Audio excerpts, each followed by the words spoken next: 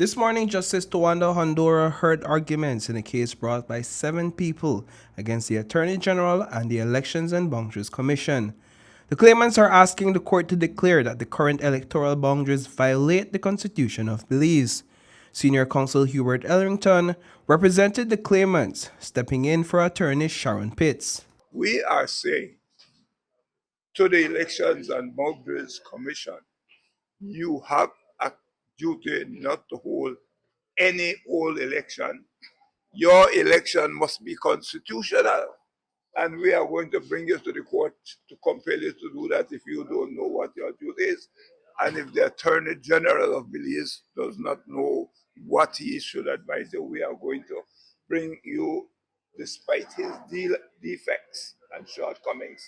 He is the one that should have been fighting for us. You see, we were depending on the Attorney General to fight for us. Meanwhile, the defendants' attorneys, Senior Counsel Eamon Courtney and Hector Guerra, have asked the court to prevent all 7 claimants from pursuing the case, arguing that it should be dismissed under the principle of res judicata. It prevents the case from being tried again once it had been decided by a competent court. The defendants argue that 6 of the 7 claimants, except for Rudy Wade, were claimants in Case 55 of 2019. That case ended with the widely reported redistricting consent order. We presented arguments today that focused on 2 points. The first is that we said the matter was res judicata, meaning there is a previous case, the Parker Smith case, if you recall, from back in 2019, which addressed similar issues and in which 6 of the 7 claimants today were also involved. And so we advanced arguments to say that this is abusive. This matter has already been decided by the court, and in fact a consent order was issued by the court that was agreed to by all the parties and that addressed the very same arguments that are being advanced by the claimants, that is malapportionment.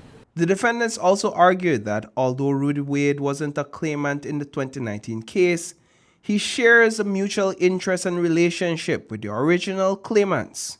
The simple fact that we're trying to advance, the simple argument that we're trying to make is that Mr. Wade shares a similar interest along with the other claimants. He was aware of the previous claim by virtue of reading the decision of Justice Nabe. He has advanced evidence by way of affidavits in these proceedings, and really the reliefs that were sought in the Parker Smith claim and in this claim all surround the issue of electoral divisions. The 7 claimants argue that neither the 2019 nor the 2023 case, where they sought to enforce the consent order, resulted in a final decision on whether the current electoral boundaries are constitutional. The Constitution gives certain powers to the National Assembly. The Constitution gives certain powers to the courts. The Constitution gives certain powers to the cabinet, correct? But it also, very importantly, gives a specific constitutional duty to the Election and Boundaries Commission. Thou shalt hold general elections every 5 years at the most, which are constitutional. The issue as to whether the schedule to the ROPA, Representation of the People's Act, ROPA, Representation of the People Act. The question as to whether the proposals put forward in this purported exercise of its constitutional function by the Election and Boundaries Constitution, that has never come before any law, any court. It is a new matter, so this idea or this application to declare them or to strike them out because they are sub judicata, they have been heard and dealt with by the court before, is clearly nonsensical.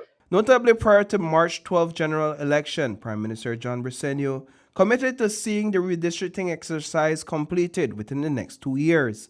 A few days after the election, he doubled down on his initial commitment. I said that before the end of 2026. Why suspect?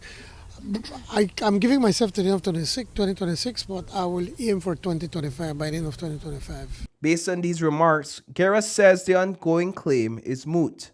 So really this entire case is moot because the constitutionally envisioned process is now in motion.